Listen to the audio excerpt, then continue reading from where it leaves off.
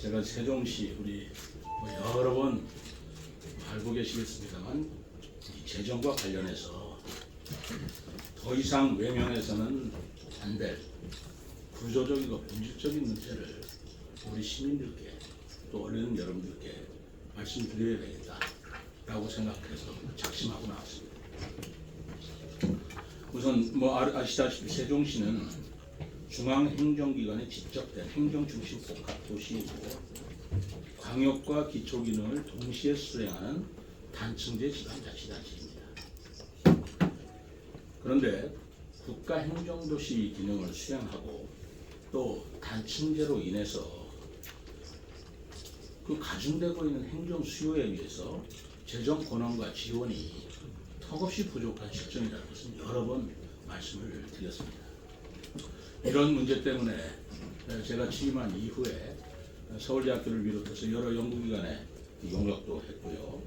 또 세종시 재정의 문제점과 대안도 마련을 해봤습니다. 또 대통령, 또 행정안전부, 그리고 국회에다가 세종시 재정 문제의 구조적 원인, 제도 개선 필요성을 지속적으로 말씀을 드려왔습니다. 지난번 국정감사 때에도 여러분들 기억하시겠습니다만 전국적으로 방송되는 생방송을 통해서도 이 문제를 제가 집중적으로 거론한 것을 기억하시리라고 생각합니다. 특히 지난해 11월에 열린 중앙지방협력회의에서도 세종시 재정 문제의 구조적 원인을 설명하고 제도 개선을 건의한 바 있습니다. 당시 제주와 같은 교통교부세 정률제 방식 도입을 건의도 하였고 또 교부세 산정 방식을 개선해 달라고 요청도 하였습니다. 이때 대통령이 일리 있는 말이라며 깊이 공감하고 제도 개선을 위한 별도 검토를 약속한 바도 있습니다. 그러나 최근 행정안전부는 우리 시의 이러한 건의에 대해서 수용 곤란이라는 입장을 보내왔습니다. 그 사유는 정률 교부는 지방교부세 원리에 부합하지 않고 세종시는 이미 어느 정도 재정 특례를 적용받고 있다라는 점을 들고 있었습니다.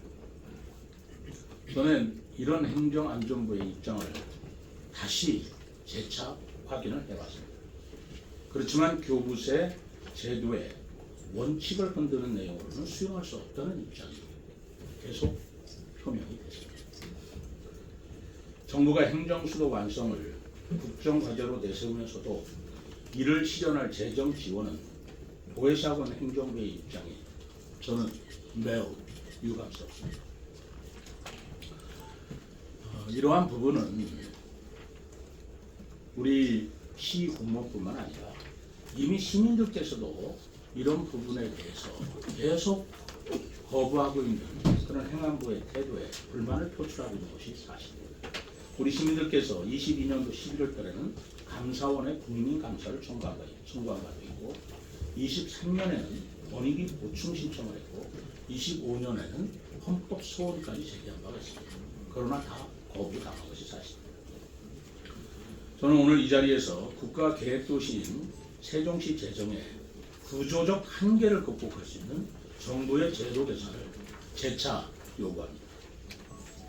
더더구나 최근 광역지방정부의 행정통합 및 범정부 재정통권 논의가 시작된 만큼 이에 관해서 보다 근본적이고 종합적인 대책을 촉구하고자 합니다. 먼저 세종시 재정의 구조적 한계에 대해서 말씀드리겠습니다. 출범 초기에는 국가정책도시 건설에만 집중해서 도시 관리자인 세종시 재정에 대한 중장기 전망이 부족했던 게 사실입니다. 그러다 보니까 부동산 거래세에 의존하는 세입 기반이 취약할 수밖에 없었고 국가계획에 따라 조성되어 이관되는 공공시설 및 유지 관리비는 매년 급증해서 재정 부족의 가장 큰 원인이 되고 있습니다.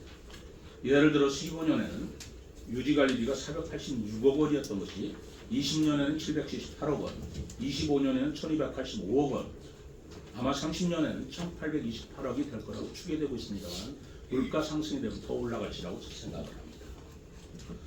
그렇지만 도시에 집적된 정부 청사 등 비과세 공공기관으로 인해서 이 비과세 공공기관은 재산세가 면제되잖아요. 그러다 보니까 지방 세입에는 기여하는 것이 없는데도 불구하고 그 공공시설의 주변 지역 관리 수요는 또 세종시가 관여하지 않을 수가 없는 것입니다. 우리 세종시가 행정체계를 효율화해서 단충제를 출범했지만 정부의 교부세 지원은 재정 부담을 충당하기에 턱없이 부족합니다.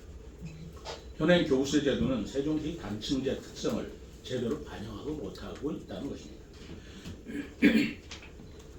기초와 광역 기능을 동시에 수행하는 세종시는 단층제이기 때문에 다른 자치단체 같으면 광역이 부담하는 분, 기초가 부담하는 분이 별도로 공동 부담하는 부분까지도 우리 세종시는 오로지 세종시가 부담을 해야 됩니다. 예를 들면 6.25 참전 수당을 조그만 예입니다만 이런 얘기가 많이 있습니다만 6.25 참전 수단으로 6.25 참전 용사들한테 드리는 수당이 대전시인 경우에는 대전시에서도 광역에서도 12만 원을 지원하고 또 기초에서도 각각 좀 다릅니다만 평균적으로 또 지원을 해주고 있습니다.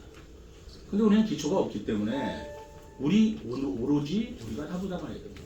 그러다 보니까 우리 15만 원을 부담하면서도 받는 입장에서는 여전히 좀 부족한 미흡하다는 그러한 느낌을 지울 수가 없는 것이죠.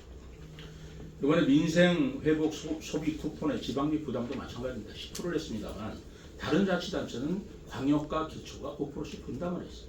우리는 기초가 없기 때문에 우리가 다 분담을 했습니다. 그러니까 재정 지출은 다른 데는 공동 부담할 부분도 우리는 오롯이 단독 부담할 수밖에 없는 그런 부담액이 늘 수밖에 없는 건데 교부세는 기초부는 100%안 오는 것은 아닙니다. 16개 중에 5개밖에 안 오고 있고 또 거기에 조금 그 재정 특례를 주고 있다면 턱없이 부족하다는 말씀인 것입니다. 그 재정 특례라고 하는 것도 2026년까지 3년간 한시 특례 올해 끝납니다. 그 액수라는 것도 2013년에는 318억, 19년에 101억, 작년에 231억에 불과했습니다. 제주도가 광역 기초가 통합되면서 특례 조항으로 교통교부세 총액의 3%를 정률로 받으면서 그 규모는 1조 8천억인데도 불구하고 세종시는 같은 잔층제로 출범했지만 보통교부세 규모는 1,155억입니다. 특례는 아까 말씀드린 231억 원에 불과한 것입니다. 제주도의 인구가 67만, 세종시에 40만, 교부세는 1조 8천억 대 1,159억. 이것이 균형적인 재정 지원이라고 볼 수 있겠습니까? 또 두 번째로 최근에 논의되고 있는 시도 통합과 관련돼서도 이것도 저는 균형성을 잃고 있다라고 생각을 하고 있습니다. 다른 자치단체의 통합 문제이기 때문에 제가 가능한 한 원론적인 얘기만 해왔습니다만 이것이 세종시에 미치는 영향을 아주 없다라고 볼 수 없기 때문에 오늘은 그 부분에 조금 더 구체적으로 얘기를 하겠습니다. 최근 정부는 대전, 충남, 광주, 전남 통합과 관련해서 통합 인센티브로 연간 5조 원씩 4년간 최대 20조 원의 교부세를 지원한다고 발표했습니다. 5조를 4년 동안 지원한다고 했습니다. 우리 세종시 재정 규모가 2조입니다. 2조 갖고 운영하기에는 너무나 부족해서 한 1, 2천억의 교부세를 더 주는 것도 어렵다라고 하는 중앙정부가 시도 통합에는 5조씩 그것도 현재 2개 단체가 한다면 10조 경북 대구도 지금 통합한다고 통합법이 지금 발의 중에 있다고 들었는데 그럼 15조 이렇게 뻥뻥 내렸으면서 세종시 1,000억, 2천억은 교부세 제도를 바꾸기가 어려워서 지원할 수 없다라는 것을 제가 납득할 수 있겠습니까? 이렇게 되면 비수도권 내 재정 격차가 수도권 비수도권의 격차가 문제가 아니라 비수도권 내에서도 불균형 문제가 반드시 초래하게 될 것이라고 생각합니다. 우리 언론인 여러분 숫자를 갖고 비교하신다면 이걸 한번 보시기 바랍니다. 현재 보통 교부세는 내국세 19.24%를 교부합니다. 내국세 19.24%로 한정되어 있기 때문에 25년도 보통교부세 총액은 60조 4천억이었습니다. 이 60조 4천억 중에서 만약에 3개 시도가 다 통합이 된다면 15조 원을 거기에 지원을 한다면 매년, 그러면 나머지 자치단체는 어떻게 하라는 것입니까? 지금 정부가 교부세율 자체를 19.24%에서 조금 상향 조정하려고 하는 움직임을 재정 TF에서 논의하고 있다고는 들었습니다. 올린들 뭐 하겠습니까? 올린 액수가 전부 다 시도 통합으로 다 가면 그럼 나머지 자치단체는 재정적으로 무엇이 좀 개선되는 것이겠어요? 이렇게 통합자치단체에 대한 대규모 지원은 다른 자치단체의 교부세나 재정 지원 감소로 이어질 수밖에 없겠다라고 생각하는 것이 저의 입장입니다. 이러한 인식이 있어서 저는 정부가 반드시 검토하고 책임 있게 답해야 할 문제를 몇 가지 말씀드리고자 합니다. 첫째, 세종시 재정 문제는 행정체계 개편에 대한 구조적 원인이 누적된 문제이기 때문에 자치단체 자체 노력만으로는 해결하기 어렵다는 것을 말씀드립니다. 이렇게 근본적인 문제 해결을 위해서 세종시 재정 실태에 대한 정부 차원의 정확하고 객관적인 진단을 선행해 주십사라는 겁니다. 또 광역행정통합과 같은 지방행정체제 개편을 위해서는 세종시와 같은 사례, 다른 자치단체의 균형 문제도 면밀히 검토해달라, 추진해달라라는 말씀을 드리고자 합니다. 저는 우리 시의 현장 실태조사를 통해서 세종시의 행정체계와 재정 문제를 행정부의 행안부가 탁상 공론이 아니고 현장에 와서 현장을 정확하게 실태해 줄 것을 공식 요청합니다. 행안부의 충분한 현장 조사와 진단을 통해서 세종시가 안고 있는 구조적 특수성을 정확히 파악하고 현행 교부세나 재정 지원 제도의 희소성을 점검해서 문제를 바로잡을 해법을 같이 노력해 주실 것을 촉구합니다. 두 번째, 정부는 지난 16일 재정분권의 방향과 과제를 논의하기 위해서 범정부 재정분권 TF를 출범시켰습니다. 이 TF는 국무조정실장이 단장이고 정부위원 5명, 민간위원 5명으로 구성된다고 발표가 되었습니다. 저는 이 TF 출범을 재정분권 논의를 본격화하는 출발점이라는 점에서 매우 의미 있게 생각합니다. 다만 재정분권이 중앙정부 중심의 논의에 머무르지 않고 지방이 체감할 수 있는 제도 개선으로 이어지기 위해서는 이 TF에 시도지사 협의회를 비롯한 4대 지방자치단체 협의체가 추천하는 위원이 구성원으로서 참여가 돼야 된다고 생각합니다. 이건 너무나 당연한 것입니다. 지방재정을 논의하면서 지방자치단체 참여가 배제된다는 것 있을 수 없는 일 아닙니다. 이렇게 지자체 참여를 통해서 재정이 어려운 자치단체를 지원하고 국민 모두 균등한 혜택을 누릴 수 있는 방안을 마련해야 한다고 생각합니다. 이 TF 논의에서 이재명 대통령이 검토하라고 지시한 것처럼 이런 구조적인 재정 문제를 안고 있는 세종시의 현실을 깊이 있게 논의해 줄 것을 바랍니다. 셋째, 재정분권의 궁극적인 목적은 결국 지역 또 그 지역에 사시는 주민 한 분의 삶의 질 향상에 있는 것입니다. 행정 서비스의 지속 가능성 그리고 지역 간의 재정 형평성 확보의 관점에서 이 재정 분권이라는 것이 이루어진다고 할 때 같은 세금을 내고 있는 각 지역 주민들에게 주어지는 행정 서비스가 형평성 있게 돌아가는지도 다시 점검해야 할 것입니다. 예를 들어서 세종시 시민의 1인당 세출 예산액은 507만 원입니다. 광역단체 중에서 가장 작습니다. 1인당 세출 예산액은 뭐냐면 시민들한테 지방정부와 국가의 재정이 돌아가는 액을 말합니다. 우리 세종 시민은 1인당 507만 원어치의 국가 재정에 말하자면 혜택을 보고 있다는 것입니다. 제주도는 1131만 원, 우리는 507만 원, 제주도는 1131만 원. 제주도와 세종시가 국민이 다릅니까? 1인당 세출 예산을 기준으로 할 때 시도당 평균은 888만 원입니다. 우리는 평균보다도 못하고 있어요. 이런 현실은 바로 잡혀야 될 거 아닙니까? 이러한 불균형을 외면한 채 추진되는 재정분권이나 행정통합 논의는 또 다른 재정 취약처를 만들 수밖에 없기 때문에 저는 오늘 이 자리에서도 이 문제를 개선해야 된다고 주장을 하는 것입니다. 네 번째로 이번 국회 법안 발의 과정에서 전남 강주 통합특별법을 초안해 문화체육관광부와 농림축산식품부를 해당 지역으로 이전하는 조문을 포함시켰다가 논란이 되자 삭제하였다고 보도된 바가 있습니다. 삭제되었기 때문에 다행이라고 생각합니다. 그러나 이러한 시도 자체가 행정수도 완성을 국정과제로 추진하는 현 정부의 정책 기조와 정면으로 배치되는 저는 기업적 발상이라고 생각합니다.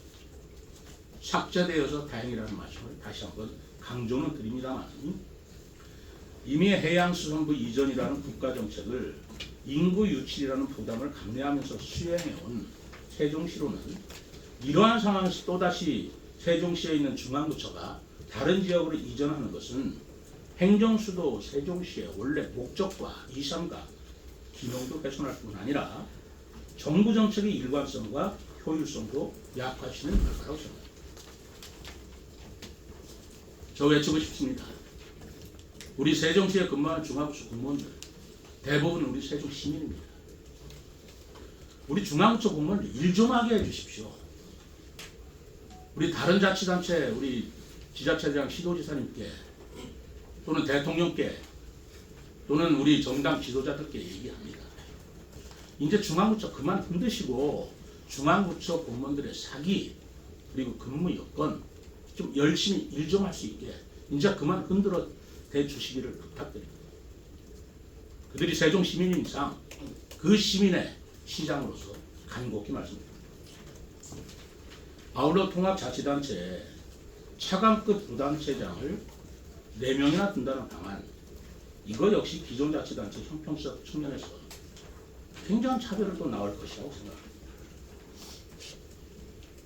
어느 시도지사는 1급 부지사를 두고 어느 시도지사는 차관급 부지사를 두고 있으면 부시장 부지사를 두고 있으면 그 시장 도지사의 위상은 같은 것입니까? 다른 것입니까? 지금 법상 시도지사는 의전상으로는 장관급 예우를 받도록 되어 있습니다. 의전 플란상. 그러나 보수 규정에는 차관급 보수를 받고 있습니다. 사실 이 부분도 뭐 여러 번 얘기가 됐지만 시도지사가 의전상으로 장관급 예우를 받았으면 됐지 보수에 연연하지 말자. 우리는 봉사하자라는 뜻에서 더 이상 거론 안 했습니다만 차관급 부지사를 두면 그럼 시도지사와 부지사가 같은 봉급 받는다는 게 이치가 맞습니까? 그러면 차관급 밑에 기획조정시장 몇 급이 돼야 되는 거야? 시도가 통합되면서 대전 충남이라든가 광주 정남이라든가 약 300명, 340만 될 겁니다. 340만의 통합자치단체 차관급 부지사가 4시나 있으면서 1300만의 경기도는 1급 부지사가 3명 있는 거 이게 형평이 맞습니까? 이게 지방자치 체계상 이게 맞는 것입니까? 질서가 있는 것입니까? 저는 이러한 논의도 세종시와 무관하지 않다고 보고 있습니다. 우리는 특별자치시입니다. 특별시는 뭐고 특별자치시는 뭐고 특별자치도가 뭔지 좀 구분 좀 했으면 좋겠다라는 생각이 들고 있습니다. 저는 이 부분은 여러 가지 제가 견해가 있습니다만은 오늘은 재정 문제에 제가 오늘 초점을 맞추고 그 시도 통합에 관한 여러 가지 제가 지방자치 제도를 연구해왔고 업무를 추진해왔던 입장에서 저의 견해를 별도 시간에 여러분들한테 소상히 밝힐 생각입니다. 존경하는 시민 여러분 그리고 언론인 여러분, 세종시 재정 문제는 국정과제인 행정수도 완성과 보국 상특의 균형 발전 차원에서 이 정부가 추진하는 바 함께 살펴야 될 사안이라고 생각합니다. 이는 효율성, 합리성 그리고 시민의 삶을 기준으로 논의되어야지 정치 논리로 접근해서는 안 된다고 저는 우리 세종시 교부세 문제를 정치적 쟁점으로 만들고 싶은 생각은 수호도 없습니다. 이게 왜 정치적 문제입니까? 우리 시민들의 삶의 문제. 그럼에도 불구하고 세종시에 대한 역차별이 계속된다면 저 시민들과 함께 중앙정부의 투쟁에 나설 수밖에 없다고 생각합니다. 국가의 책임 있는 지원 없이 시민들의 지갑을 털어서 재정을 더 이상 충당하는 것을 시장으로서 시민들께 더 이상 강요할 수 없기 때문입니다. 아울러 최근 논의되고 있는 광역자치단체 통합 과정과 관련돼서도 다른 자치단체와의 어느 일관성과 균형성과 질서를 서로 존중을 하고 협의하는 어떤 메커니즘이 있어야 된다고 생각합니다. 아까 말씀드린 이 사안에 대해서는 더 별도 시간을 마련해서 말씀드리도록 하겠습니다. 오늘 브리핑을 통해서는 재정제도에 죄송합니다. 국한된 문제로서 오늘 제가 말씀드린 이 내용은 국무총리실을 비롯해서 행정안전부, 여야당, 관계기관과 정치권에 적극적으로 전달하겠습니다. 그리고 앞으로 책임 있는 논의와 실질적인 개선으로 이어질 수 있도록 최선의 노력을 다하겠습니다. 저는 또 세종시는 시민의 삶과 도시의 지속 가능성 그리고 행정수도 완성의 국정과제 완성을 위해서 필요하게 제기되는 문제를 분명하게 제기하고 당당하게 이어가겠습니다. 시민 여러분들과 언론인 여러분께서도 세종시의 현실을 통찰력 있게 따져 주시고 함께 힘을 모아주시길 부탁드립니다. 감사합니다. 이어서 질의 답변 시간을 갖습니다.